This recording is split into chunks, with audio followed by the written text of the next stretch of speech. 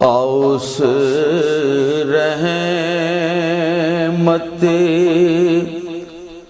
عالم کی کوئی بات کریں،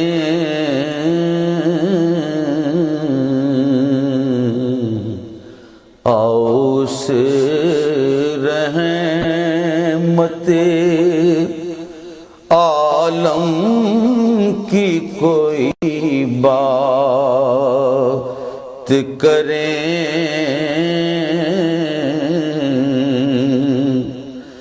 آج ہم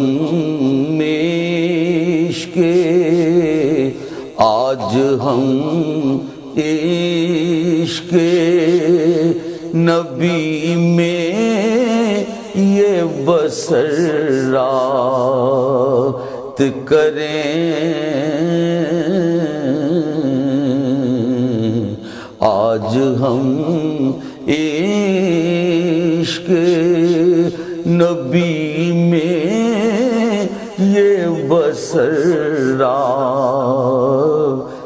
کریں، مل کے بیٹھے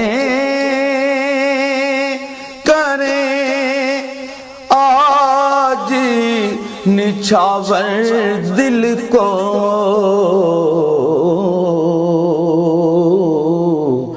مل کے بیٹھے کریں آج نچھاور دل کو، اوس در پہ اوس در پہ کبھی خود سے ملاقات کریں، آؤ خود اوس در پہ اوس در پہ کبھی خود سے ملاقات کریں، باتیں اسے گل کی کریں، ذکر رخ نعرہ تکبیر، نعرہ تکبیر، فجاء محمد سراجا منیرا فصلوا علیہ کثیرا کثیرا، فصلوا علیہ کثیرا کثیرا، فجاء محمد سراجا منیرا، فجاء محمد سراجا منیرا، فجاء محمد سراجا منیرا، فصلوا علیہ کثیرا کثیرا، فصلوا علیہ کثیرا کثیرا، نعرہ تکبیر، نعرہ تکبیر، فجاء محمد سراجا منیرا، فجاء محمد سراجا منیرا، فجاء محمد سراجا منیرا، فجاء محمد سراجا منیرا، فصلوا علیہ کثیرا کثیرا، فصلوا علیہ کثیرا کثیرا۔ الحمدللہ رب العالمین، والصلاة والسلام علی حبیبہ محمد وآلہ وصحبہ اجمعین، اما بعد فاعوذ باللہ من الشیطان الرجیم، بسم اللہ الرحمن الرحیم، قال الله تعالى في القرآن الكريم والفرقان الحميد يا أيها الناس قد جاءكم رسول بالحق من ربكم فآمنوا خيرا لكم وإن تكفروا فإن لله ما في السماوات والأرض وكان الله عليما حكيما اللهم سبحانك لا علم لنا إلا ما علمتنا إنك أنت العليم الحكيم مولاي صل وسلم دائما أبدا على حبيبك من دانت به الأسر. انتہائی قابل احترام صاحب مجازین سلسلہ عالیہ، قابل عزت و احترام خواتین و حضرات، السلام علیکم ورحمۃ اللہ. الحمدللہ اللہ رب العالمین کا احسان ہے کہ اللہ جل شانہ نے ہمیں یہاں دین اسلام پر جمع فرمایا. میں احباب جو سٹیج پر ہیں ان سے گزارش کروں گا کہ تھوڑی دیر سٹیج کی ڈسٹربنس ختم کریں. چند لمحے ہیں، تھوڑا وقت ہے، پھر زور قضا ہونا شروع ہو جائے گی، تو جو چند منٹ ہیں ان منٹس میں گفتگو کرنے دیں. اللہ رب العالمین کا احسان ہے کہ اللہ جل شانہ نے ہمیں یہاں دین اسلام پر جمع فرمایا. الحمدللہ اس کے حضور دعا گو ہوں کہ اللہ پاک ہمارا یہ مل بیٹھنا قبول فرمائے اور ہمیں عملی زندگی میں اتباع محمد رسول اللہ صلی اللہ علیہ وسلم عطا فرمائے. سب سے پہلے میں حضرت رحمت اللہ تعالیٰ علیہ کے بلندی درجات کے لیے سورہ فاتحہ کی تلاوت کریں گے. الحمدللہ رب العالمین الرحمن الرحیم مالک یوم الدین ایاک نعبد و ایاک نستعین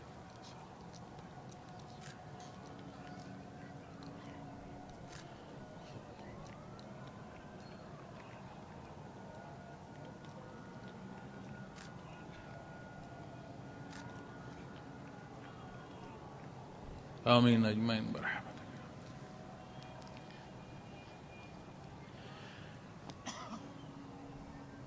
حضرت رحمت اللہ تعالیٰ علیہ کی حیات مبارکہ میں ماہ مبارک ربیع الاول کے حوالے سے پروگرامز کا انعقاد کیا گیا تھا اور ڈویژن کی سطح پر پروگرام منعقد ہونا تھے. کس کو کیا معلوم کہ اس دار فانی میں اللہ رب العالمین نے کس حیات کے کتنے لمحات مقرر فرمائے ہیں. اللہ رب العالمین خوب جانتے ہیں. ہمیں حوادث دنیا، حالات، واقعات اس میں سے گزرتے ہوئے جو بہر سامنے آتے ہیں اسی کے مطابق اپنی زندگی کے حصوں کو ڈھالتے چلے جاتے ہیں. حضرت کی حیات مبارکہ میں ڈویژنل سطح پر پروگرامز کا انعقاد تھا اور ماہ مبارک ربیع الاول موضوع اور اس کے تحت ولادت باسعادت صلی اللہ علیہ وسلم سے بعثت رحمت عالم صلی اللہ علیہ وسلم تک کی گفتگو تھی. حضرت رحمت اللہ تعالیٰ علیہ کے وصال پر جو بالکل منسلک پروگرامز تھے انہیں کینسل کیا گیا، لیکن جو تھوڑے وقفے پر تھے پروگرام، جن میں سے آج آپ کا پروگرام ہے فیصل آباد ڈویژن کا، تو ان پروگرامز کا انعقاد کیا گیا اس لیے کہ دین اسلام اللہ رب العالمین اس کے محافظ ہیں. انا نحن نزلنا الذکر وانا لہ لحافظون. جب تک میرے مالک کو اس دار دنیا میں دین اسلام پسند ہے تب تک موجود ہے. جب دار دنیا اس امتحان سے ہٹے گی تو اس کی بساط لپیٹ دی جائے گی. اور ان پروگرام کے انعقاد سے مقصد یہ تھا کہ اللہ رب العالمین کا احسان ہے کہ اس نے ہمیں ایسے شیخ عطا فرمائے کہ جنہوں نے ان 14 صدیوں کے بعد عالم خلق سے عالم برزخ تک وحثیت فنا فی الرسول رسائی اللہ نے جن ہستیوں کو سبب بنایا، ان کی محنت، ان کی کاوش اور ہمہ وقتی تا حیات دا دم مرگ، اس سارے کا حاصل یہ نہیں ہے کہ یہ ہستیاں پردہ فرمائیں، تو جو تربیت ہے، جو انہوں نے تعمیر فرمائی ہے، جو رہنمائی فرمائی ہے، وہ اس وصال کے ساتھ اختتام پذیر ہو، ایسا نہیں ہے۔ اسی لیے ان پروگرامز کا انعقاد جو ہے یہ جاری رکھا گیا۔ اسی سلسلے میں میں آج آپ کے سامنے حاضر ہوں۔ ماہ مبارک ربیع الاول ختم ہو چکا اور ربیع الثانی شروع ہو چکا۔ وطن عزیز نہیں، پوری دنیا میں ماہ مبارک ربیع الاول میں عقیدت و احترام کے ساتھ سیرت پاک کے پروگرامز کا انعقاد کیا جاتا ہے۔ آپ صلی اللہ علیہ وسلم سے اظہار محبت کے لیے محفل نعت و سماع منعقد کی جاتی ہیں۔ غرض یہ کوشش کی جاتی ہے کہ ہر پہلو سے آپ صلی اللہ علیہ وسلم سے اظہار محبت کا اقرار نہیں، اظہار بھی ہو۔ تو اسی سلسلے میں اس کا انعقاد ہے۔ ایک نکتہ حضرت بہت بیان فرمایا کرتے تھے، وہ فرماتے تھے کہ یہ وہ عشق اور محبت ہے اور یہ وہ در ہے جہاں کا اظہار اور اقرار کر رہے ہو، اسے مقید نہیں کیا جا سکتا۔ نبی علیہ الصلوۃ والسلام کی ذات کے ساتھ جو اظہار محبت ہے، یہ بندے مومن کی حیات پر اس کا اطلاق ہوتا ہے۔ یہ لمحات، دنوں، ایام، مہینوں میں اس کو قید نہیں کیا جا سکتا۔ یہ ہمہ وقتی ہے اور تا دم مرگ ہے۔ اور اسی لیے آپ فرماتے تھے کہ ولادت باسعادت ضرور مناؤ۔ ولادت باسعادت کے حوالے سے تواریخ کا فرق ہو سکتا ہے، 7 سے 12 تک کی بات ہو سکتی ہے۔ وصال نبوی علیہ صاحب والصلاۃ والسلام کے حوالے سے بات ہوتی ہے تو تبھی انہی ایام میں بات آتی ہے۔ تو حضرت یہ بیان فرمایا کرتے تھے کہ اس اظہار محبت سے نہ کوئی روکتا ہے، نہ کسی کی روکے کوئی رکتا ہے، لیکن اس اظہار محبت کو وہ حقیقت دو کہ جس بات کو اقرار کر رہے ہو اس کے اظہار میں، اس کی شہادت میں جو تمہارا کردار ہے وہ کیا ہے۔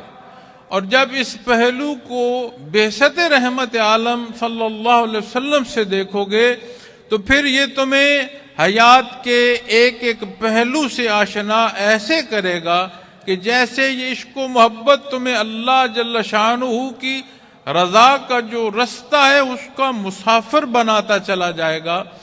تو بعثت رحمت عالم صلی اللہ علیہ وسلم اس موقع اور اس لمحے کو کہتے ہیں جب وحی الہی نازل ہوئی، جب دین اسلام کا نزول ہوا، جب اس مقصد کی تکمیل شروع ہوئی کہ جس مقصد کے لیے آپ صلی اللہ علیہ وسلم کو مبعوث فرمایا گیا۔ تو احباب گرامی، یہ ایک ایسی بات ہے، میں یہ نہیں چاہتا، یہ ایسا موضوع ہے کہ میں اپنے آواز کی بلندی میں، اپنی جوش خطابت میں، یہ جو چند لمحات جس کے لیے آپ یہاں تکلیف کر کے تشریف لائے ہیں اور جس کے ضمن میں گزارشات پیش کرنے کے لیے میں یہاں حاضر ہوا ہوں، یہ اتنا نازک اور اتنا اہم موضوع ہے کہ میں اسے زور بیاں میں اس وقت کو نہیں صرف گزارنا چاہتا، میں یہ چاہتا ہوں کہ یہ جو موضوع ہے اس سے ہم سمجھیں، اسے ہم آپس میں بات چیت کے انداز سے دہرائیں، اپنی ذہنوں اور اپنی قلبی کیفیات میں اجاگر کریں تاکہ ہمیں یہ ہوش نصیب ہو کہ یہ وہی حیات ہے جس کے لمحات کو ہم ایسے گزار رہے ہیں کہ خیریت پوچھنے والے کو ہم یہ کہتے ہیں کہ وقت اچھا گزر رہا ہے، حالانکہ یہ وقت محض گزارنے کی جو بات ہے یہ عقل و دانست کی بات نہیں ہے، یہ حقیقت کی بات نہیں ہے، چونکہ یہ جو وقت ہے یہ انتہائی قیمتی ہے، اور اتنا قیمتی ہے اللہ رب العالمین اس کا ادراک عطا فرمائے تو سمجھ آئے گی کہ ایک ایک لمحہ اتنا قیمتی ہے، ایک ایک لمحہ اتنا اعلیٰ ہے، کیونکہ یہی رستہ، یہی حصے وہ ہیں جو اللہ جل شانہ کے قرب کی طرف لے جائیں گے۔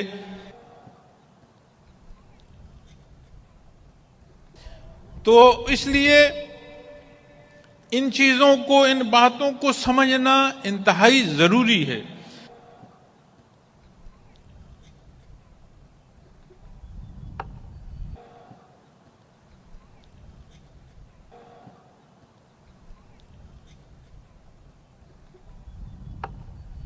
تو جو میں نے آیا کریمہ تلاوت کی ہے اس کی کچھ حصہ تفسیر کا عرض کر کے پھر انشاءاللہ موضوع اور اس درد دل پر بات کرتا جاؤں گا جس کا اظہار کر رہا ہوں۔ اس آیا کریمہ میں اللہ رب العالمین نے ارشاد فرمایا کہ یا ایھا الناس قد جاءکم الرسول بالحق من ربکم فآمنوا خیرا لکم، اے لوگو یقیناً تمہارے پاس تمہارے پروردگار کی طرف سے حق کے ساتھ پیغمبر آئے، سو تم ایمان لاؤ، یہ تمہارے لیے اچھا ہے۔ وَإِن تَكْفُرُوا، اور اگر کفر کرو گے، فَإِنَّ لِلَّهِ مَا فِي السَّمَاوَاتِ وَالْأَرْضِ، تو یقیناً جو کچھ آسمانوں اور زمینوں میں ہے سب اللہ کا ہے۔ وَقَانَ اللَّهُ عَلِيمًا حَكِيمًا، اور اللہ جاننے والے اور حکمت والے ہیں۔ اس آیا کریمہ میں اللہ رب العالمین نے بندہ مومن کو فقط نہیں بلایا، یہ دعوت حق جو اللہ رب العالمین نے کلام ذاتی میں عطا فرمائی کل اولاد آدم کو مخاطب فرمایا کہ اے اولاد آدم، یا ایھا الناس، اے اولاد آدم، کہ اس نے حق کے ساتھ اپنے حبیب کو مبعوث فرمایا۔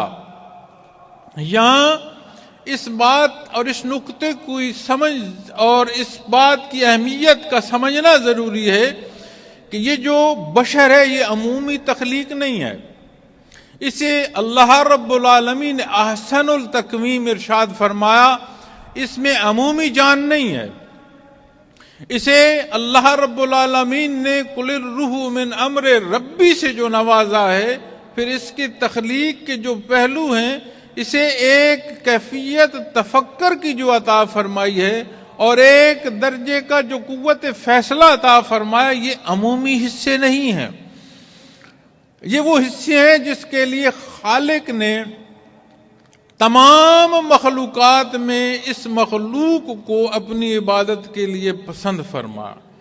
اسی لیے نبی کریم صلی اللہ علیہ وسلم کا ارشاد حدیث قدسی ہے کہ اللہ جل شانہ فرماتے ہیں کہ کنت کنزا مخفیا، میں ایک ایسا خزانہ تھا جو چھپا ہوا تھا جس تک کسی کی رسائی نہیں ہے، تو میں نے چاہا کہ کوئی مخلوق ایسی ہو جو میری محبت میں بھی تڑپے، تو فخلقت الخلق، تو میں نے اس مخلوق کو پیدا فرمایا۔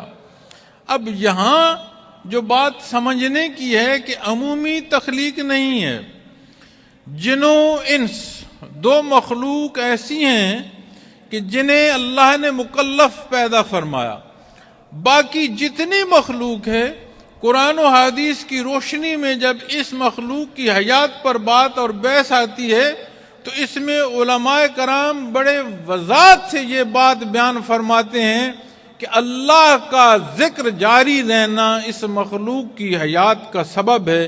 جس لمحے کہیں بھی انقطاع آ گیا اللہ کے ذکر میں تو وہ مخلوق ختم ہو جاتی ہے، فنا ہو جاتی ہے، اس کا وجود ختم کر دیا جاتا ہے۔ جنوں انس وہ مخلوقات ہیں ان ساری مخلوق میں کہ جو مکلف ہیں، پھر اس میں بھی اشرف الخلق جو ہے یہ بشر ہے، جس کا میں بھی ایک حصہ ہوں، جس کا آپ بھی ایک اکائی ہیں۔ یہ وہ حصے ہیں جسے اللہ نے ایک خصوصی تفکر کی کیفیت عطا فرمائی۔ اب یہ جو تفکر کی کیفیت ہے اور یہ جو زندگی ہے، ان دونوں کا امتزاج جب دیکھا جائے تو بات بڑی واضح سمجھ آ جاتی ہے کہ امتحان ہے کیا۔ اللہ نے وہ خصوصیت عطا فرمائی جو عمومی نہیں ہے، پھر اللہ نے اپنے حبیب کو مبعوث فرمایا، اور حضرت آدم علیہ السلام سے لے کر آپ تک انبیاء اور رسول کا مبعوث فرمانا، کلام ذاتی کا عطا فرمانا، ایک وہ حصے ہیں خالق نے جو مخلوق کے سامنے امتحان کے حصے میں رکھ دیے ہیں۔ عقل و خرد دانش عطا فرما دی، یہاں تک کلام ذاتی میں مثال دے دی کہ ایک گھاس کے تنکے کے جب پھوٹنا ہے اور اس کا واپس خاک ہونے تک ہے، اگر غور کرو تو تمہیں یہ بھی بتا دے گا کہ کوئی ہے اس ارض و سما کا مالک، اس ہستی کو چلانے، اس ہستی نظام کو چلانے والی کوئی ہستی ہے، کوئی ذات ہے جو یہ نظام ہستی چلا رہی ہے۔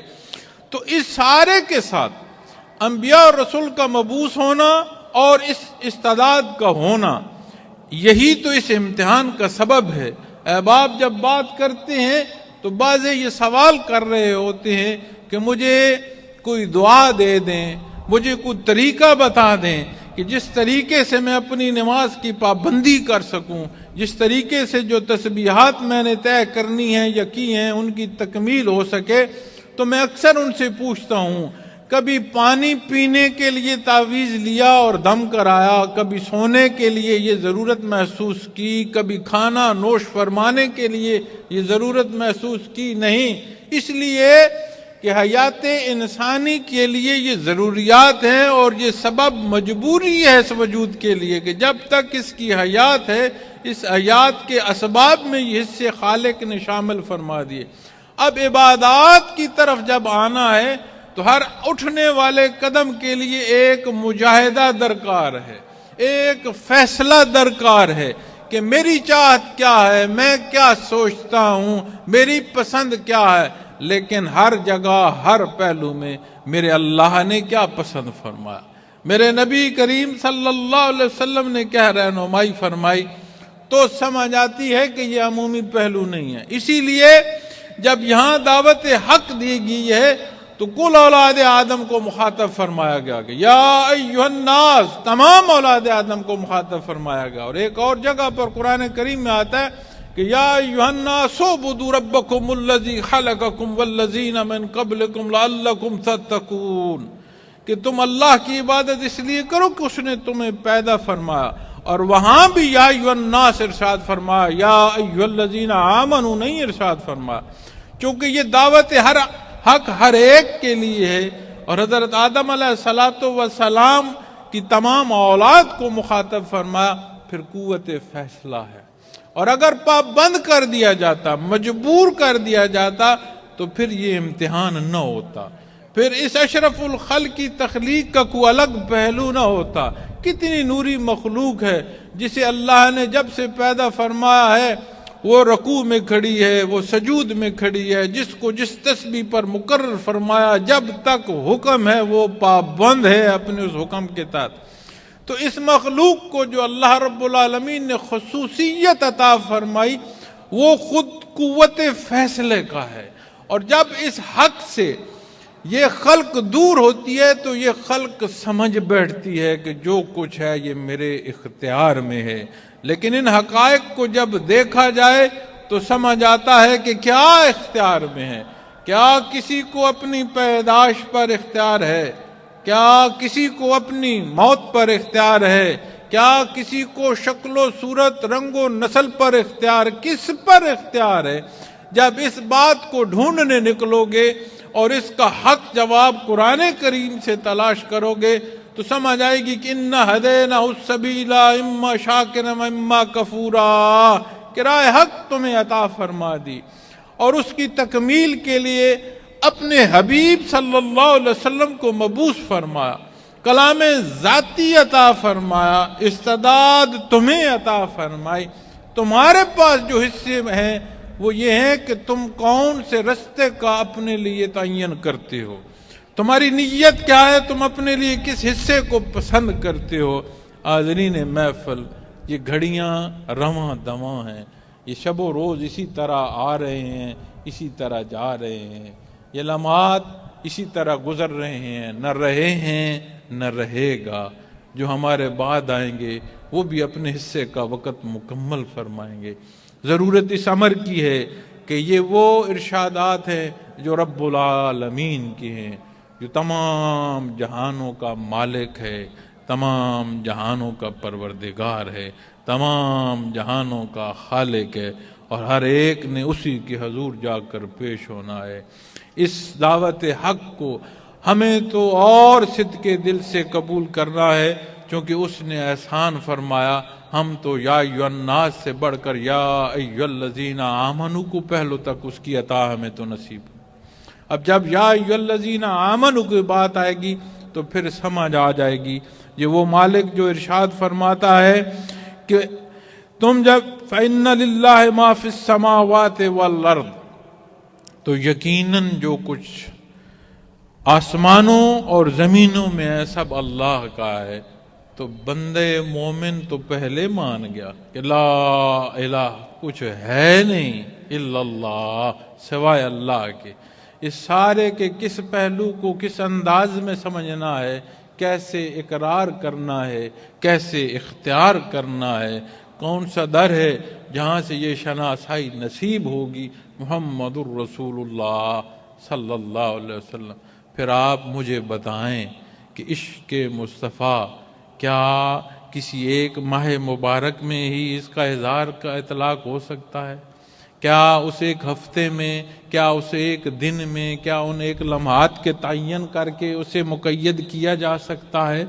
یا یہ حیات، یہ پورا دین اسلام، یہ تسلسل، یہ تمام جو قسم و انواع کی مخلوق اس دنیا میں اللہ نے پیدا کی، جتنی قسم کی حیات پیدا کی، یہ جو حیات و موت کا ایک تسلسل ہے، ایک ایک چیز ثابت کرتی ہے اس عشق کا حق ادا نہیں ہو سکتا جب تک اس عشق کے جواب میں بندے مومن کی زندگی کا لمحہ لمحہ لبیک لبیک میں نہ بسر ہو۔ اب اسی حقیقت کو سمجھنے کے لیے بعثت رحمت عالم صلی اللہ علیہ وسلم کے پروگرام کا انعقاد کیا گیا کہ ہمارے ہاں یہ وہ جگہ ہے جہاں سے نقطہ اتحاد نصیب ہونا ہے، جہاں سے طرز حیات نصیب ہونی ہے، جہاں سے ابدی حیات کی کامیابیوں کے رستے نصیب ہونے ہیں۔ تو ہم کہاں پہنچ گئے کہ اس اظہار محبت میں بھی اتنی سختی اور اتنی نفرت لے آئے اپنے مابین کہ ہم مزید امت کو تقسیم در تقسیم کرنے کا سبب بنتے چلے گئے۔ یاد رکھیے گا، انسانی مزاج ہے کہ جب یہ حق سے جتنا دور ہوتا ہے، ایمان جتنا کمزور ہوتا ہے، اتنی اس بات کا بھلے نہ کہہ رہا ہو لیکن اس بات کے اقرار کے خلاف جانا شروع ہو جاتا ہے۔ جو اقرار سب سے پہلا لفظ ہے کہ لا الہ کچھ ہے نہیں الا اللہ سوائے اللہ، پھر غیر محسوس طریقے سے ہر بات میں یہ اپنی ذات کو لاتا چلا جاتا ہے۔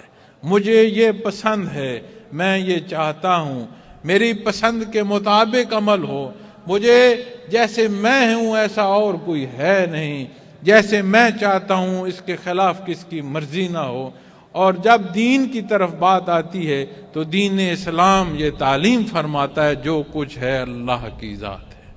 اللہ کی ذات کو ماننے کے لیے بھی تمہاری مرضی اور تمہاری اپنی پسند و ناپسند نہیں، اس انداز کو پسند کرو گے، اس پہلوؤں کو اختیار کرو گے جس کی تعلیم نبی کریم صلی اللہ علیہ وسلم نے فرمائی ہے، تو تم حق پر ہوگے، تو تم اللہ رب العالمین کی رضا پاؤ گے، تم اس امتحان میں ایسے کامیاب ہوگے کہ ابدالآباد حیات کے وہ پہلو اور وہ جگہیں نصیب ہوں گی جو اس کے مقربین کی ہیں۔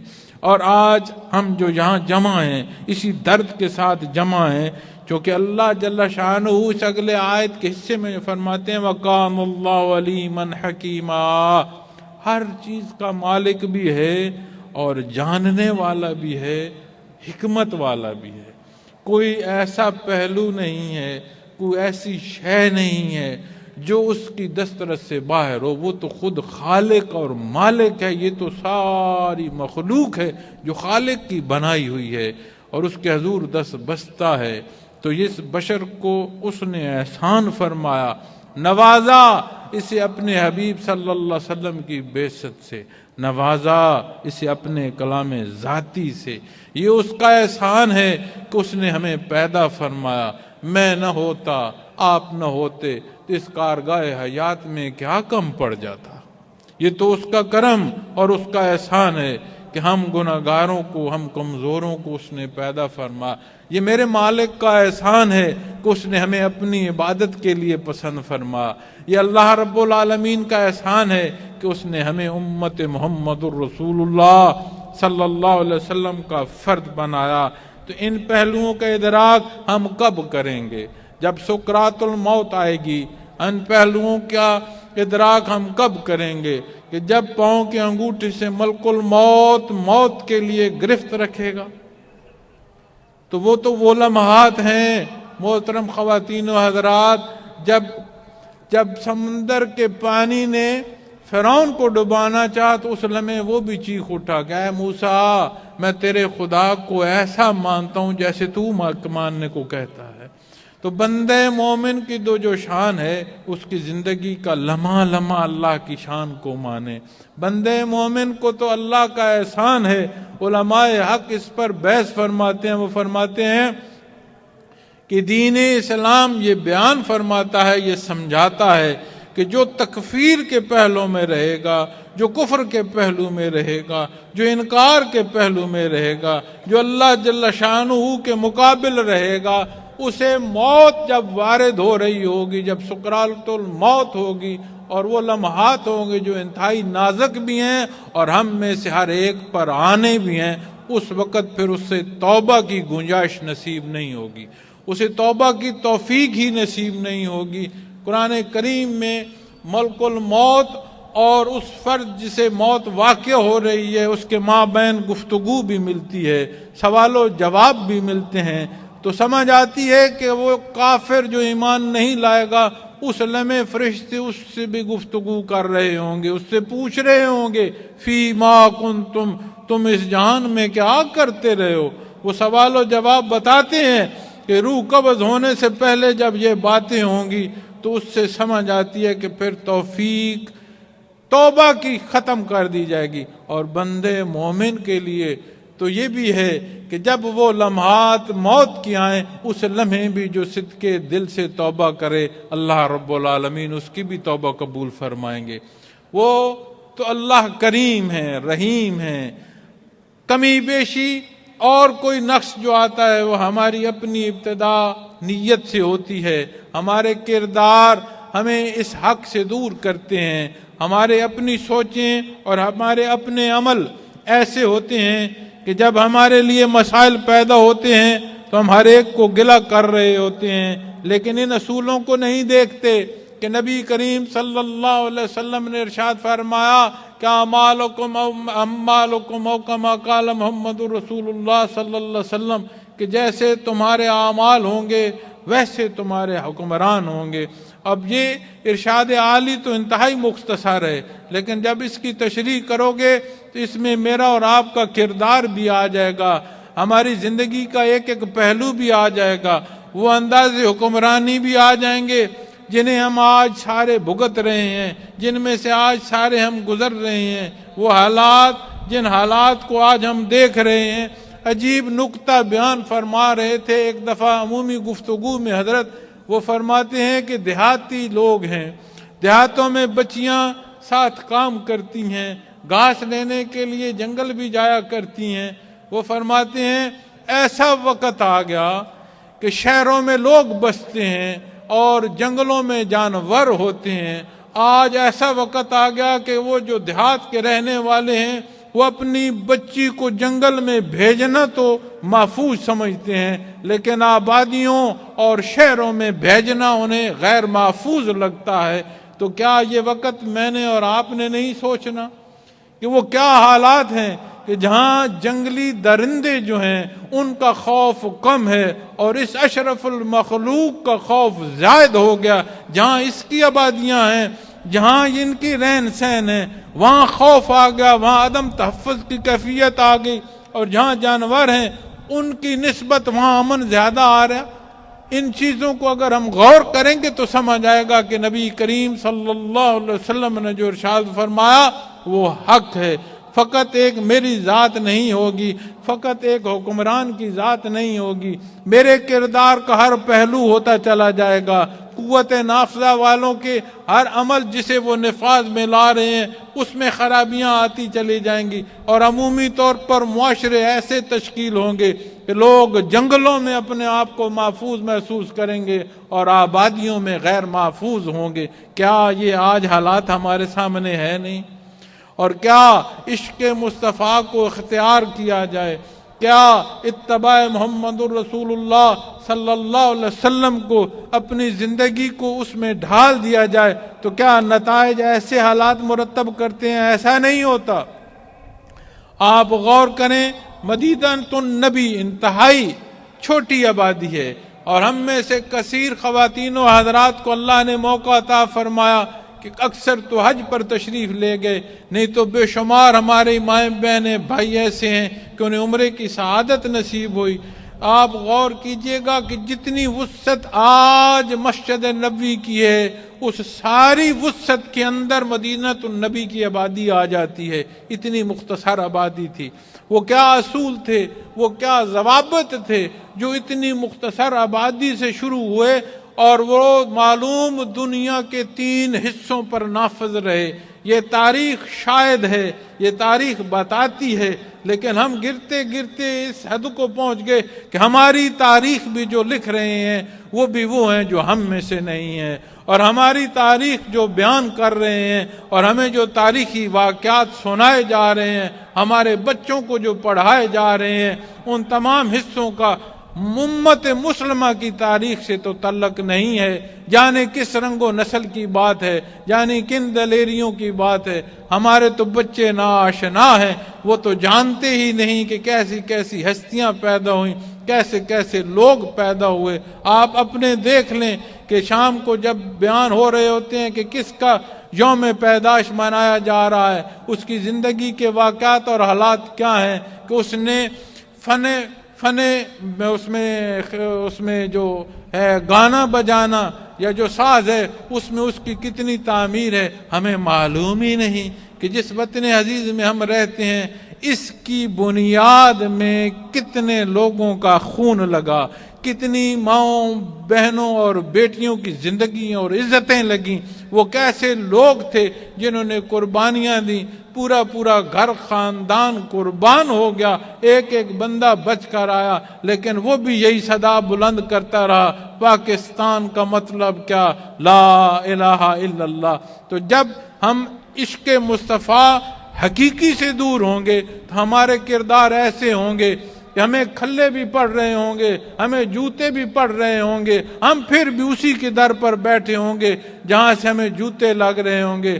ہماری مساجد کا، ہمارے درمیان ہمارے ایمانیات کے حصوں پر جانے کیا کیا باتیں کی جا رہی ہیں، جانے ہمارے حرمین شریفین کے حوالے سے کیا کیا باتیں آتی ہیں۔ سب سے بڑی جو پوری امت مسلمہ کی بات ہوتی ہے وہ چند لفظ ہوتے ہیں، اور وہ ہوتے ہیں بھرپور مذمت کی جائے گی۔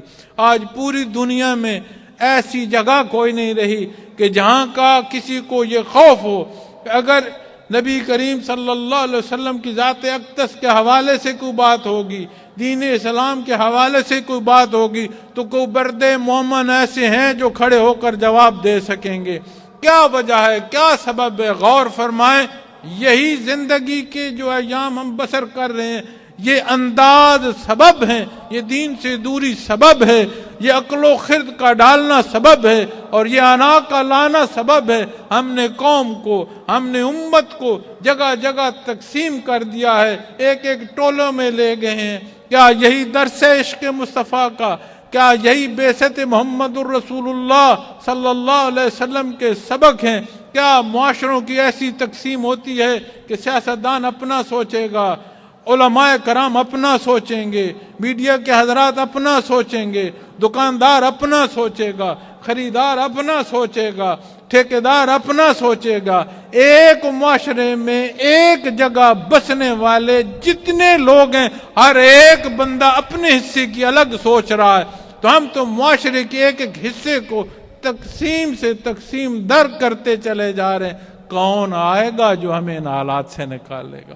من حیث القوم ہم بیٹھے ہیں، ہر اکائی دوسرے کو دیکھ رہی ہے کہ کوئی آئے جو بہتری کا سبب کرے، کوئی آئے جو ہمارے لیے بہتری کر دے۔ جتنی خرابی اور گند ہے وہ ہم ڈال دیں اور کوئی آ کر ہمیں تصحیح کر دے گا، جتنا فساد ہے وہ ہم برپا کر دیں اور کوئی آئے اور ہمیں امن دے دے گا، جتنی لوٹ گھسوٹ ہے وہ ہم پیدا کر دیں اپنے اسی معاشرے کو جس کی تعلیم نبی کریم صلی اللہ علیہ وسلم نے ایسے دی کہ کسی ایک جگہ دولت جمع ہو ہی نہیں سکتی۔ آج اس مسلمان ملک میں ہمارے مسلمان حکمران کہتے ہیں کہ غیر سودی نظام نہ ہو تو ملک چل نہیں سکتا۔ یہ شاید ہے دنیا، 3 حصے دنیا کے معلوم دنیا کے 3 حصوں پر غیر سودی نظام چلا۔ ایسے حکمران اللہ نے عطا فرمائے کہ دجلہ و فرات کے کنارے بھوکا کتا مرنے کی بھی جنہیں چنتا تھی، جنہیں احساس تھا۔ آج ہم بھی مسلمان ہیں، ہم بھی امت محمد رسول اللہ صلی اللہ علیہ وسلم کے فرد ہیں۔ کیا ہم نے سوچا کہ ہم کہاں کھڑے ہیں اور جس زندگی میں ہم اپنے ماہ و سال بسر کر رہے ہیں کتنے رہیں گے؟ یہ لمحات کتنے ہمارے ساتھ چلے جائیں گے؟ اس دنیا کی روشنیاں کتنی ہماری آنکھوں میں رہیں گی؟ یہاں پر کھانے پینے کے جو حصے ہیں کیا ہمہ وقت اور ہمیشہ ہمارے حصے ہیں یا خالق کل کائنات نے ہر ایک کے حصے مقرر کر دیے ہیں؟ ان فضاؤں سے کس نے کتنا سانس لینا ہے، اس کی ایک ایک جنس کا کتنا خوشہ کس نے کس کے منہ اور کس کے حلق میں جانا ہے، کیا یہ سارے ہمارے ایمان کے حصے نہیں؟ تو کیا امت محمد الرسول اللہ صلی اللہ علیہ وسلم ایسے سد بیٹھ جائے گی؟ آج اگر یہ بات تو کر دی جائے کہ ہاں میں یہاں سے اٹھوں گا اور گھنٹہ گھر کو میں بند کر دوں گا، لوگ بھی تکلیف میں ہوں گے، ہمارا نظام جو ہے وہ بھی ڈسٹرب ہوگا، لیکن کیا یہ خبر نہیں ہے کہ ہم بندے مومن ہیں اور ہم کہاں کھڑے ہیں اور ہم کیا سوچتے ہیں اور ہمیں اللہ اور اس کے حبیب نے کیا بتلایا ہے؟ کیا ایسے معاشرے تعمیر ہوتے ہیں مسلمانوں کے جیسے ہم نے آج اپنے معاشرے کی تعلیم کی ہوئی ہے؟ کیا یہ خبر نہیں ہے کہ اس 24 کروڑ کی لگ بھگ آبادی میں کچھ 24 کام بھی اچھے ہوئے ہوں گے؟ صبح سے لے کر شام تک آپ بیٹھ جائیں، جہاں سے کوئی بات بیان کرتا ہے وہ اعتراض بیان کرتا ہے، آپ درد دل بیان کر رہے ہوں، سامع بات میں سے زیر اور زبر کی غلطی نکال رہا ہوتا ہے کہ فلاں جملے میں جو اس نے زیر کہی تھی گرامر کے مطابق یہاں زبر آتی ہے یا پیش آتی ہے، اس نے زیر کہہ دی۔ کس حصے اور کس ہوش کو ہم پہنچ چکے ہیں؟ کیا اس سے پہلے ہوش نہیں کرنا جب ملک الموت نے گرفت رکھنی ہے؟ جب ان پہلوؤں کو سمجھو گے، جب ان حصوں کو سمجھو گے، جب اس طرف غور کرو گے تو تمہیں احساس ہوگا کہ قاسم فیوزات حضرت امیر محمد اکرم آوان رحمۃ اللہ تعالی علیہ جیسی ہستیاں کتنا درد رکھتی تھیں، کتنا پیار رکھتی تھیں، کتنی چاہت تھی کہ امت مسلمہ اتحاد میں ہو، کتنی کوشش تھی کہ اتباع محمد الرسول اللہ صلی اللہ علیہ وسلم سے ہماری زندگیاں نہیں، ہمارے قلب اور ہماری کیفیات مزین ہوں۔ آج بھی دل دھڑکیں تو ان پر وہ کیفیات جو تسلسل قلب اطہر محمد الرسول اللہ صلی اللہ علیہ وسلم انہیں نصیب ہو۔ اور اگر یہ سمجھ نہ ہو تو ایک دوست کی، ایک قومی سانے کی، ایک حادثے کی بات ہوگی، چند الفاظ ہوں گے، چند رسمی کلمات ہوں گے اور پھر ہم بھول جائیں گے، بالکل اسی طرح جس طرح ہم اپنے بڑے قریبی عزیز کی قبر پر بیٹھے ہوئے پتھر رکھ رہے ہوتے ہیں، مٹی ڈال رہے ہوتے ہیں، اور ہمیں جو بات اور جو گفتگو ہے اگر اسے دیکھیں تو دنیا کے لین دین کی، عزت و احترام کی، میری فوت کی کس شان سے ہوگی، کتنے لوگ آئے ہیں اور کتنے لوگ نہیں آئے، کس نے میرے آنے کا حق ادا کیا، کس نے میرے نہ آنے کا حق ادا کیا، کبھی ہم نے غور کیا؟ یہی گفتگو نہیں ہو رہی ہوتی۔ آج وہ لاد میں اتر رہا ہے جس پر ہم مٹی ڈال رہے ہیں، کل اگر ہمارے نصیب میں ہوگی تو لاد ہوگی، کل اگر نصیب میں لاد ہوگی تو کوئی ہمارے اوپر مٹی ڈالنے والا ہوگا تو ڈالے گا، اور اگر مٹی ڈالنے والا ہوگا تو کیا وہ مٹی نہیں ڈال رہا ہوگا؟ ساتھ کیا لے کر چلے جائیں گے؟ یہی غلط فہمیاں جنہیں ہم جانتے ہیں کہ یہ جھوٹ ہے، جنہیں ہم مانتے ہیں کہ یہ جھوٹ ہے، لائیو سکرین پر بیٹھ کر جو ہم بات کر رہے ہوتے ہیں وہ اور ہوتی ہے، جو اپنی محفل میں اس کے بعد بات کر رہے ہوتے ہیں وہ اور ہوتی ہے. یہی کرسیاں جب مسجد میں آتی ہیں، یہی سیٹیں جب مسجد میں آتی ہیں تو یہ ممبر رسول نہیں ہے. اور جب وہاں ممبر رسول سے کوئی بات کی جا رہی ہو اور اس میں پھر تفریق ہو، اس میں پھر وہ پہلو ہوں جو امت کو مزید تقسیم کر رہا ہوں، تو کیا ذات کے ساتھ اس ایک ممبر رسول کا سوال کھڑا ہو گیا تو ہم کیا جواب دیں؟ اور اتحاد اس طرح نہیں آتے کہ چند دوست یہاں بات کریں کہ اتحاد کر لیا جائے، چند دوست وہاں بات کریں اور اتحاد کر لیا جائے، اور جب موقع آئے تو ہماری گفتگو ایسی ہو کہ جو ایسی دشمن کی بھی نہ ہو. اللہ ہمیں وہ دانش دے، اللہ ہمیں وہ عقل دے کہ ہم عام آدمی سے لے کر ہمارے لیڈران تک کو یہ ہوش آ جائے کہ جس جگہ جس زمین پر بیٹھ کر ہم جھگڑے کر رہے ہیں، فساد کر رہے ہیں، اللہ نے اسے ہمیں امن کی ضمانت دیا ہے. اس کی خرابی آج تو نہیں سمجھ آئے گی، جب نقص بڑھے گا تو سمجھ آئے گی. ان لوگوں سے، ان لوگوں کے حالات دیکھو جن ممالک میں حالات خراب ہیں اور غیر اقوام جو ہیں ان کا تسلط ہے ان پر، ان کی زندگیاں دیکھو، ان کے صبح و شام دیکھو، ان کے کھانے پینے اور ان کے ان ایک ایک حصے کو دیکھو کہ کہاں تک ضلالت آ جاتی ہے، اور ہم اپنے ہاتھ سے لگے ہیں اپنے اس ملک کی تخریب میں. کیسا امتی ہے کہ امت محمد رسول اللہ صلی اللہ علیہ وسلم کا درد نہیں ہے؟ کیسا پاکستانی اور کیسا قومی ہے کہ قوم کے ایک ایک حصے کا درد نہیں؟ کلاس 4 کے ایک بندے کو اٹھا کر دیکھ لو اور آخری حد تک جا کر دیکھ لو کتنی ادائیگی ہو رہی ہے فرائض کی، کتنا ذات سے بڑھ کر ہم دیکھ ایک ایک پہلو کو دیکھو تو سمجھ آئے گی کہ نبی کریم صلی اللہ علیہ وسلم نے حق فرمایا اعمالکم اموالکم، کہ تمہارا کردار تمہارے اوپر حکومت کرے گا. ہمارا کردار ہم پر حکومت بھی کر رہا ہے، ہمارا کردار ہی ہم پر سوار ہے، ہمارا کردار ہی ہمیں ایک ایک چوک اور ایک ایک چوراہے میں ذلیل کر رہا ہے. اور اگر کوئی نہیں سمجھ جائے گا اس عشق مصطفیٰ کو، اگر کوئی ولادت باسعادت کی حقیقت نہیں سمجھے گا، اور اگر کوئی بعثت محمد الرسول اللہ صلی اللہ علیہ وسلم کا درد نہیں سمجھے گا، یہاں بھی ذلیل ہوگا اور آخرت کے جو حصے اللہ معاف فرمائے. نبی کریم صلی اللہ علیہ وسلم کے ارشاد ہیں کہ اللہ روز محشر سوال سے محفوظ رکھیں. اگر کسی سے سوال ہو گیا کہ یہ کام تو نے کیوں کیا، اسے دوزخ سے کوئی نہیں بچا سکتا. تو اللہ رب العالمین ہمیں یہ مہربانی فرمائے، یہ احسان فرمائے کہ اس کا حق موجود ہے، اس کا کلام موجود ہے، اس کے حبیب کی ایک ایک بات، ایک ایک ادا موجود ہے، ہمیں اختیار کرنے کی توفیق نصیب ہو. اس کا شکر ہے کہ اللہ نے ہمیں حضرت رحمۃ اللہ تعالیٰ علیہ جیسی ہستی عطا فرمائی. میں نے دنیا پھری ہے، میں نے یہاں وطن عزیز کے ایک ایک حصے کو دیکھا ہے، بے شمار مخلوقات سے ملاقات ہوئی ہے. آپ یقین مانیں میں نے زندگی کے دونوں پہلوؤں کو احسن تکمیل کے ساتھ نہیں دیکھا. اگر کوئی بہت دلیر اور مضبوط مزاج کا ہے، اس کے مزاج میں نرمی میں نے نہیں دیکھی. اگر کوئی بہت عقل مند ہے، اس کے مزاج میں نے سادگی نہیں دیکھی.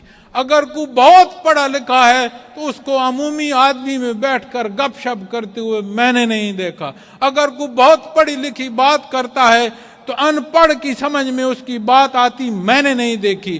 اور اگر کوئی عمومی بات کر رہا ہو جو عمومی علم کے بندے کے لیے ہو تو میں نے نہیں دیکھا کہ کوئی یہ کہے بہت پڑھا لکھا کہ یہ بہت اعلیٰ بات ہے، وہ کہتا ہے یہ تو عمومی باتیں کر رہا ہے.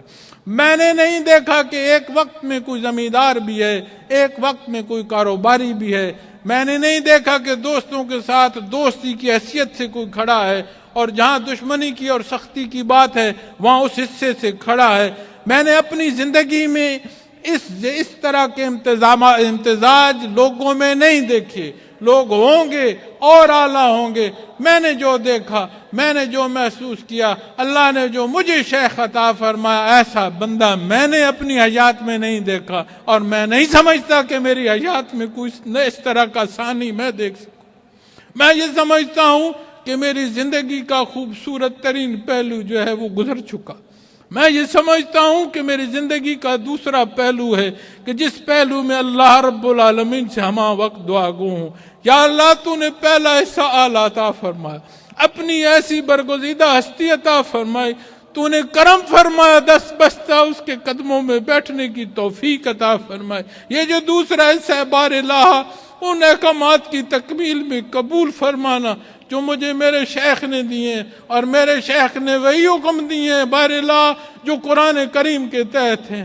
میرے شیخ نے وہی حکم دیے ہیں بار الہ جو نبی کریم صلی اللہ علیہ وسلم کے تباہ کے رستے ہیں، اور میں نے ہمہ جیت شخصیت کے الفاظ سنے ہیں، میں نے ہمہ جیت شخصیت نہیں دیکھی۔ میں نے ایسا شخص نہیں دیکھا کہ میں یہ کہہ سکوں کہ ہر حصے، ہر شعبہ زندگی پر صاحب الرائے کی کیفیت رکھتا ہے۔ اور جب میں اپنے حضرت کو سوچتا ہوں اور دیکھتا ہوں تو فارسی کا ایک شعر مجھے یاد آ جاتا ہے، اور وہ میرے اندر ایسے ایک شعر کی گونج پیدا ہو جاتی ہے، جانے شاعر نے کس بات پر لکھا، شاعر کا کون محبوب تھا۔ لیکن جب میں اپنے شیخ کی طرف دیکھتا ہوں، جب اپنے شیخ کو سوچتا ہوں اور زندگی کے پہلوؤں کو دیکھتا ہوں، تو ایک شعر جو ہے وہ مجھے یاد آ جاتا ہے، ہر غنچہ کے گل گشت دیگر غنچہ نہ کردت۔ شاعر کہتا ہے کہ جب کوئی غنچہ پھول بن جائے تو دوبارہ پلٹ کر واپس غنچہ نہیں بنتا۔ غنچہ جو ہوتا ہے یہ پیش خیمہ ہے پھول کا، غنچہ پیش خیمہ ہے کہ یہاں سے خوشبوئیں اٹھیں گی، غنچہ پیش خیمہ ہے کہ جو بیج بویا گیا تھا، جیسے سینچا گیا وہ اپنی منزل کو جا رہا ہے، اور جب پھول ہو جاتا ہے تو پھول اپنے منزل کی تکمیل ہے۔ لیکن شاعر کہتا ہے کہ ہر غنچہ کے گل گشت دیگر غنچہ نہ کردت، کہ جب کوئی غنچہ پھول ہو جائے دوبارہ واپس غنچہ نہیں ہوتا۔ آگے وہ کہتا ہے قربان بلب یار گہے غنچہ گہے گل، کہ میں اپنے محبوب کے ہونٹوں پر قربان جاؤں، کبھی غنچہ ہیں تو کبھی پھول ہیں، خاموش ہے تو غنچہ ہے، مسکراتا ہے تو پھول ہیں، مسکراتا ہے تو پھول ہو جاتے ہیں، خاموش ہوتا ہے تو واپس غنچہ ہو جاتے ہیں۔ میں نے ہمہ جیت شخصیت اور زندگی کے ہر پہلو کے ہر حصے میں اور ہر حصے میں اتباع محمد الرسول اللہ اور قرآن و سنت کے تحت اتنا امتزاج نہیں دیکھا۔ اللہ رب العالمین کے حضور دعا ہے، اور یہی میرا احباب سلسلہ سے خواتین و حضرات سے گزارش اور درخواست بھی ہے کہ جس طرح ہمیں شیخ نے تعلیم فرمایا، جس طرح انہوں نے ہماری تربیت فرمائی، جس طرح زندگی کے ایک ایک حصے میں انہوں نے رہنمائی فرمائی، آپ کی حیات مبارکہ میں بھی ہمارے لیے اہم تھا، اور آپ کے وصال مبارک کے بعد تو ہمارے لیے ذمہ داری اور زیادہ ہو گئی۔ کوئی سننے کوئی دیکھنے والا یہ بھی نہ سوچے کہ اتنے عظیم شیخ کی جو تعمیر تھی وہ اتنی کمزور تھی کہ آپ کے وصال سے اس میں کمزوری آگے نہیں۔ یہاں بھی انشاءاللہ ہمارے نبی کریم صلی اللہ علیہ وسلم کی سنت اور صحابہ کرام رضوان اللہ علیہم اجمعین کی سنت زندہ ہوگی، میرے اللہ نے چاہا۔ دین حق میرا اور آپ کا محتاج نہیں ہے، ہم محتاج ہیں دین حق کی۔ انشاءاللہ یہاں بھی یہ سنت زندہ ہوگی۔ نبی کریم صلی اللہ علیہ وسلم نے جب وصال فرمایا تو اس وقت خطہ عرب تک بات تھی جو اللہ کے حبیب نے ارشاد فرمائی۔ پھر اللہ کے حبیب کے جو خدام ہیں، آپ کے جو غلام ہیں، آپ کے جو جوتیوں پر نثار ہونے والے ہستیاں ہیں، انہوں نے آنے والے 23 سال میں معلوم دنیا تک نافذ کر دیا تھا۔ انشاءاللہ میرے اللہ نے چاہا ہم اپنی زندگی کے ایک ایک حصے کو صرف کریں گے، انہی باتوں کو سیکھیں گے، انہی تحریروں کو پڑھیں گے، انہیں بیانات کو سنیں گے، انشاءاللہ اپنی زندگیوں پر نافذ کریں گے، اپنے وطن عزیز کے کونے کونے تک جائیں گے، ایک ایک باسی تک جائیں گے، اپنی امت کے ایک ایک حصے تک رسائی کریں گے، اپنی صدا بلند کرتے جائیں گے کہ حق یہ ہے اور انصاف اس میں ہے۔ وگرنہ اگر ایسا نہ ہو تو بات معاشروں کی بھی میں نے کی، میں نے عوام کے کردار کی بھی کی، میں نے حکمرانوں کی طرز حکمرانی کی بھی کی۔ ایک بات ہر حصے کو حل کر دیتی ہے اور وہ ہے نظام عدل۔ اگر اعتدال نہ ہو، عدل نہ ہو، امن قائم نہیں رہ سکتا۔ اعتدال اور امن نہ ہو، نظام عدل مضبوط نہ ہو، معیشت ایک جگہ نہیں ٹھہر سکتی۔ ہر بندہ اپنی استعداد اور اپنی طاقت کے مطابق تجاوز کرتا چلا جاتا ہے۔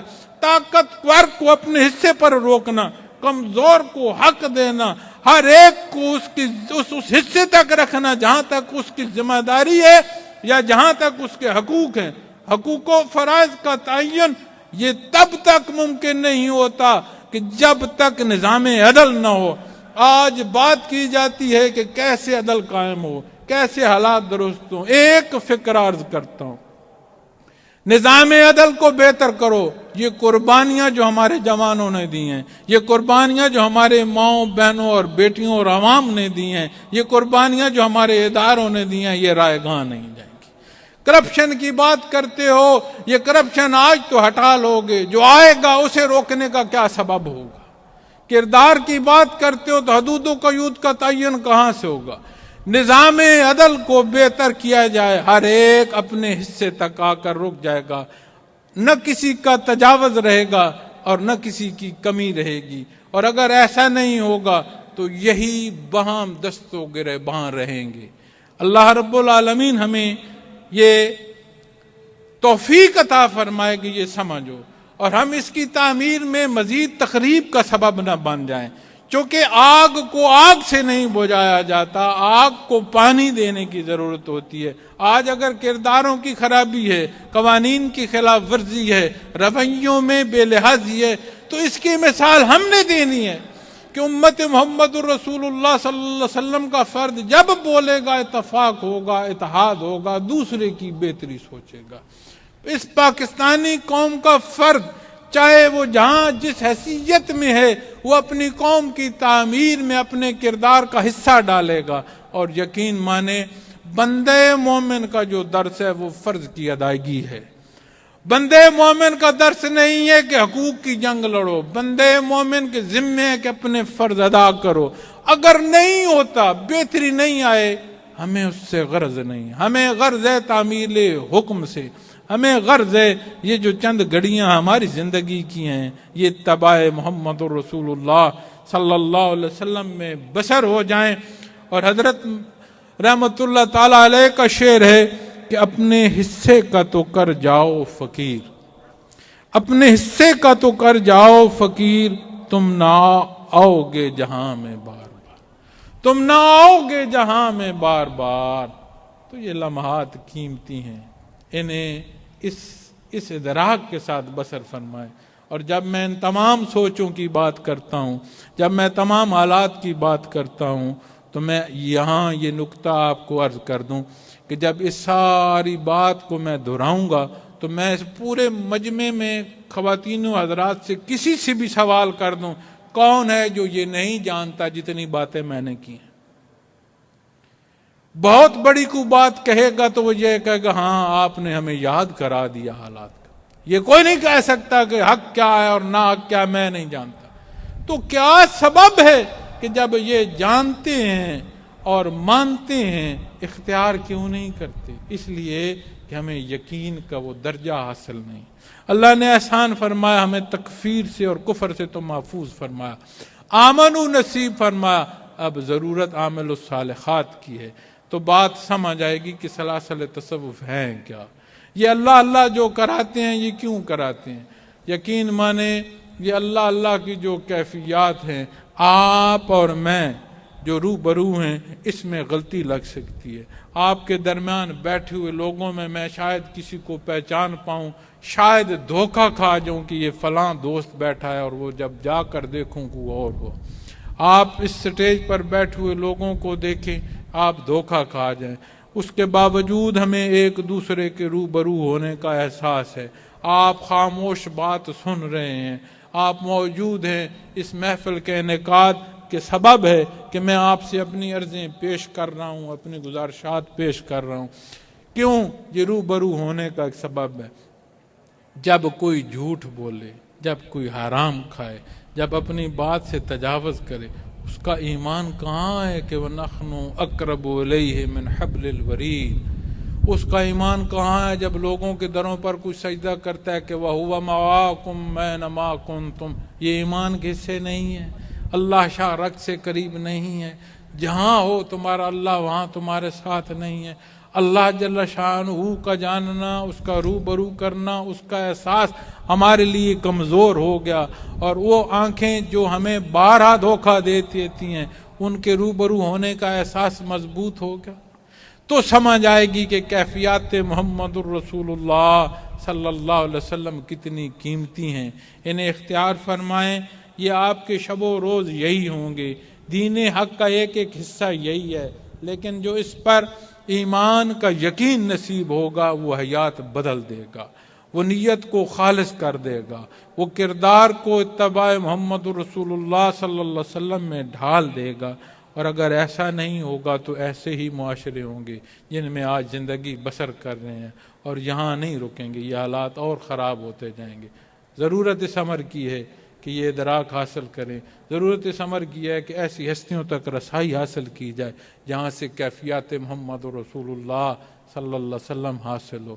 اور اگر ہم یہی بیر رکھیں کہ آپ صلی اللہ علیہ وسلم کی شان میں نعت پڑھ رہے ہوں، تب بھی اپنی جھولی کی بات کر رہے ہوں، اپنی دولت کی بات کر رہے ہوں، اپنی اولاد کی بات کر رہے ہوں، تو ہماری نعت میں بھی کیا نعت کی کوئی حقیقت رہے گی؟ تو یہ وہ قیمتی لوگ ہیں جو سلاسل تصوف کے لوگ ہیں، جنہیں ہم اولیاء سے جانتے ہیں، جنہیں ہم صوفیاء سے جانتے ہیں۔ جب ہم وہاں جاتے ہیں تو ہم یہاں سے بھی سر درد کی دوا مانگ رہے ہوتے ہیں، ہم یہاں سے بھی اولاد کی عزت و اکرام مانگ رہے ہوتے ہیں۔ ارے یہاں رسائی نصیب ہو جائے تو در مصطفیٰ کا تعلق مانگو، در مصطفیٰ کی کیفیت نصیب ہو جائے تو رضائے باری تعالیٰ مانگو، تمہیں تو یہ رستہ مسبب الاسباب سے جوڑ دے گا، اس راہ کے مسافر ہو کر پھر سبب ڈھونڈتے پھر رہے۔ تو اللہ رب العالمین یہ توفیق عطا فرمائے، یہ احساس عطا فرمائے۔ اور میں نے اپنی بات کو سمیٹتے ہوئے واپس آتے ہوئے یہ چیز میں نے 2-3 حصوں میں آپ سے عرض کی کہ جو آیا کریمہ میں نے تلاوت کی کہ اللہ نے یا ایھا الناس سے مخاطب فرمایا، ہم پر بندے مومن کی حیثیت سے انعام ہوا۔ ان حقائق کو جانتے ہوئے عشق مصطفیٰ کو مقید نہ کریں، اسے ماہ و سال اور حیات پر لے جائیں، اور آپ صلی اللہ علیہ وسلم کے ایک ایک حکم، ایک ایک محبت کو ایسے اختیار کریں کہ زندگی اور جان جاتی ہے تو جائے۔ حضرت خبیب رضی اللہ تعالی عنہ مکہ مکرمہ میں قید ہیں، مکہ مکرمہ کے کفار چاہتے ہیں کہ آپ کو سولی پر چڑھا دیا جائے، اور جب آپ کو سولی پر چڑھانے کا موقع آیا تو قریب یہی وقت تھا، اس سے کچھ وقت بعد کا وقت تھا، دن ڈھلنے کو تھا۔ تو اس وقت جب انہوں نے مجمع میں نظر پھرائی، اس طرح آپ نے دیکھا پورا مجمع تماش بین تو تھا، ایسا کوئی نہیں تھا جو آپ کی بات نبی کریم صلی اللہ علیہ وسلم کی خدمت تک پہنچا سکتا۔ تو اسی وقت نبی کریم صلی اللہ علیہ وسلم مدینہ منورہ میں وضو فرما رہے تھے، آپ کا خادم آپ کے ہاتھ پر پانی ڈال رہا تھا، آپ نے فرمایا وعلیکم السلام۔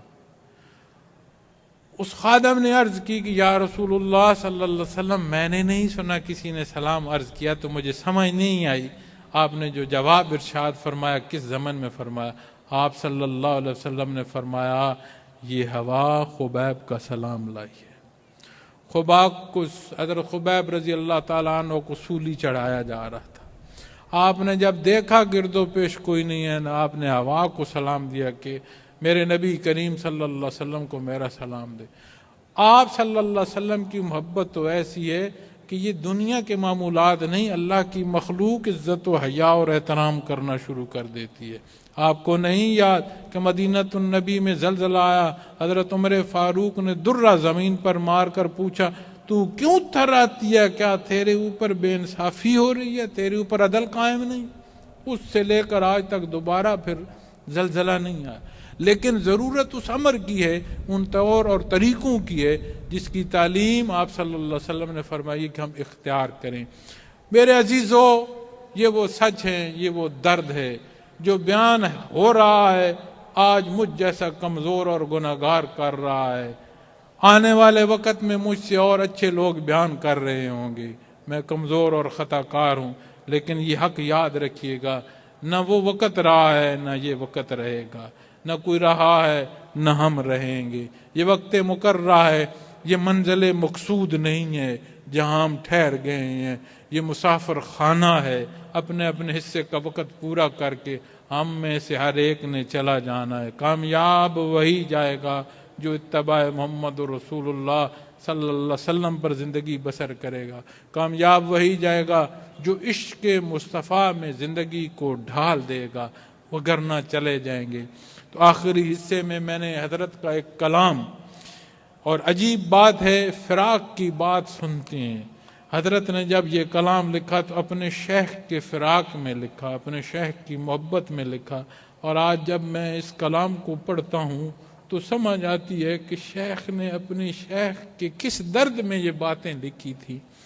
وہ لکھتے ہیں، سونی بنائیے رب نے خدائی، سونی بنائیے رب نے خدائی، ہک بے تو چنگی صورت بنائی، نہیں نظری آیا کوئی تیرا ثانی، نہیں نظری آیا کوئی تیرا ثانی، سامیں جتھی میں آ رل کے دکھاں، آمیا ماہی رل مل بہاں، وادیاں دریا گلشن تے سہرا، وادیاں دریا گلشن تے سہرا، سب جاگیں ڈٹھیاں ہک ہک تے جا جا، تیرے جہا کوئی فقیرہ نہیں دسدا، تیرے جہا کوئی فقیرہ نہیں دسدا، ہک جو تو جے لبھیاں سب کو چھڑاں، آمے ہا ماہی رل مل بہاں، لمیاں نے راتا گالیں کراں۔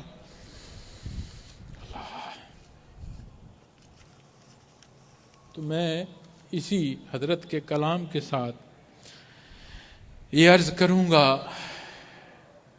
کہ حضرت نے ہمیں جو اپنے آخری بیان تک جو چیز بتائی اور بیان فرمائی وہ شعر مبارک ہے جو میں یہاں حاضر ہوا تو سٹیج سے بیان ہو رہا تھا، تو اس کو آخر میں بیان بھی کروں گا اور یہ عرض بھی کروں گا کہ سب سے آخری جو حضرت رحمۃ اللہ علیہ نے بیان فرمایا تھا وہ فرمایا تھا کہ درود شریف کو اتنا پڑھو، درود شریف کو اتنا پڑھو، اتنا پڑھو کہ تمہارے وجود سے اور تمہارے کردار سے بھی درود شریف جاری ہو جائے۔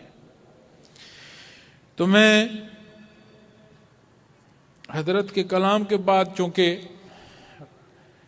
اختتام کی طرف آ رہا ہوں، تو وہ احباب جن کی تجدید بیت رہتی ہے یا بیت کے حوالے سے ہو تو ان کو یہ گزارش ہے کہ میرے ساتھ سیدھا ہاتھ اٹھائیے گا، تو میرے ساتھ تجدید بیت کے جو احباب رہتے ہیں وہ اپنی بیت کر لیجئے گا، اور اس کے بعد میں آپ کے ساتھ وہ حضرت کا شعر کر کے پھر دعا کر لیں گے۔ تو میرے ساتھ جو احباب نے بیت کرنے والے ہیں وہ میرے ساتھ یہ کلمات پڑھتے جائیے گا کہ سبحان اللہ والحمد للہ ولا الہ الا اللہ واللہ اکبر ولا حول ولا قوت الا باللہ العلی العظیم، استغفر اللہ ربی من کل ذنب واتوب الیہ، اشہد ان لا الہ الا اللہ اشہد ان محمدا عبدہ ورسولہ، اللہم صلی علی محمد وعلى آل محمد ما صليت على إبراهيم وعلى آل إبراهيم إنك حميد مجيد، اللهم بارك على محمد وعلى آل محمد ما باركت على إبراهيم وعلى آل إبراهيم إنك حميد مجيد۔ آپ سب احباب کو سلسلہ عالیہ کی نسبت عطا کی، بیعت کی، اور آپ کو نسبت عطا کی، قبول کیا۔ تو حضرت کے شعر کے بعد دعا ہوگی، لیکن جتنی میں نے گزارشات پیش کی ہیں اس کی ابتدا یہیں سے انشاءاللہ ہم کریں گے۔ جو میں نے کردار کی بات کی ہے تو میں اپنے خواتین و حضرات سے گزارش ہے، آج ہمارا کردار یہیں سے ثابت کرے گا کہ عشق مصطفیٰ کیا ہے۔ یہاں سے جب اٹھو تو دوسرے بھائی کو دھکا نہ لگے، 5 منٹ لیٹ میں چلا جاؤں گا، میرے بھائی کو تکلیف نہ ہو، اٹھتی ہوئی یہ احساس رہے ایک دوسرے کے لیے جو ہمارے کردار کا حصہ ہے، ہم یہیں سے انشاءاللہ شروع کریں گے۔ میرے ساتھ جو شعر ہے اس شعر کو دہرائیے گا اور یک زبان دہرائیے گا، 2 حصوں میں ہر مصرع پڑھوں گا، اور آخری مصرع میں آپ سے آواز اور بلند چاہوں گا۔ تو میرے ساتھ پڑھتے آئیے گا، فجا محمد سراجم منیرا، فجا محمد سراجم منیرا فجا محمد سراجم منیرا فصلوا علیہ کثیرا کثیرا فصلوا علیہ کثیرا کثیرا. اب پورے آواز سے سننا چاہوں گا. فصلوا علیہ کثیرا کثیرا. الحمدللہ جزاکم اللہ.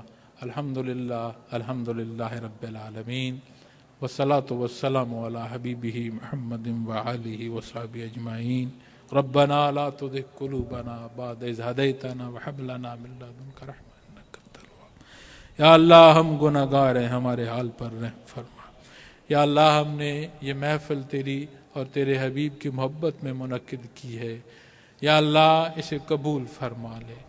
اس کے انعقاد میں جس کی محنت ہے یا اللہ ہم نہیں جانتے، تو جانتا ہے. ان کی ایک ایک محنت قبول فرما. ہمارے تمام ماؤں بہنوں کا یہاں آنا قبول فرما لے. ان کے ایک ایک قدم کو قبول فرما لے. یا اللہ یہ دار دنیا مشکل ہے، اسے سہل فرما دے. ہم جو بیمار ہیں ہمیں شفا عطا فرما دے. ہمارے جن گھروں میں جھگڑے ہیں انہیں امن عطا فرما دے. یا اللہ ہمارے جن گھروں میں تنگیاں ہیں انہیں فراوانیاں عطا فرما دے. یا اللہ تو غفور الرحیم ہے، ہم سے ایسا سلوک نہ کرنا جس کے ہم لائق ہیں. یا اللہ ہم سے ویسا سلوک کرنا جو تیری شان ہے. یا اللہ دار دنیا سے رخصتی آسان فرمانا. یا اللہ ہمارے بڑے پیارے جو دار دنیا سے رخصت ہو چکے ہیں ان کے حال پر رحم فرما دے. یا اللہ تو غفور الرحیم ہے، حیات برزخیہ سہل فرما دینا. یا اللہ تو غفور الرحیم ہے، ہماری اس حیات میں، ہمارے اس ملک میں، ہماری امت میں، ہمارے قوم میں اتفاق اور اتحاد عطا فرما دے. یا اللہ ہمیں معافی عطا فرما دے، ہمیں عادل حکمران عطا فرما دے. یا اللہ تو غفور الرحیم ہے، نبی کریم صلی اللہ علیہ وسلم کی وہ محبت عطا فرما جو ہماری زبان سے بیان ہو، جو ہمارے کردار سے ادا ہو، جو ہمارے وجود کے ایک ایک ذرے سے عیاں ہو. یا اللہ ہمیں وہ محبت عطا فرما کہ ہمیں لحد میں آپ صلی اللہ علیہ وسلم کی زیارت نصیب ہو. یا اللہ ہمیں وہ محبت عطا فرما جس پر تو ایسا راضی ہو کہ روز معاشر ہمیں شفاعت محمد رسول اللہ صلی اللہ علیہ وسلم نصیب ہو. یا اللہ تو غفور الرحیم ہے، ہم اپنی ضرورتیں بھی نہیں جانتے. مالک تو ہمیں ہمیشہ اپنا بہرلا اپنا محتاج رکھنا، مخلوق کی محتاجی سے محفوظ فرمانا. الہی بحرمت حضرت محمد رسول اللہ صلی اللہ علیہ وسلم، الہی بحرمت بکر صدیق رضی اللہ تعالیٰ، مسلم بصیر رحمۃ اللہ، الہی بحرمت حضرت داؤد طائی رحمۃ اللہ، الہی بحرمت حضرت جنید بغدادی رحمۃ اللہ، الہی بحرمت حضرت خواجہ عبید اللہ حرار رحمۃ اللہ، سلطان العارفین خواجہ عبد الرحیم رحمۃ اللہ، کلزم فیضات حضرت مولانا علیہ یار خان رحمۃ اللہ، الہی بحرمت قاسم فیضات حضرت امیر محمد اکرم احوان رحمۃ اللہ تعالیٰ علیہ، وصلی اللہ تعالیٰ علی خیر خلقہ وآلہ وصحبہ اجمعین برحمتک یا رب.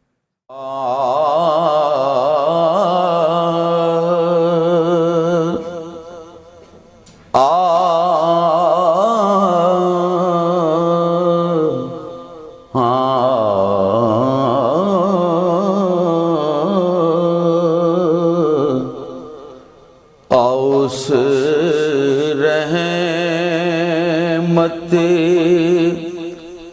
عالم کی کوئی بات کریں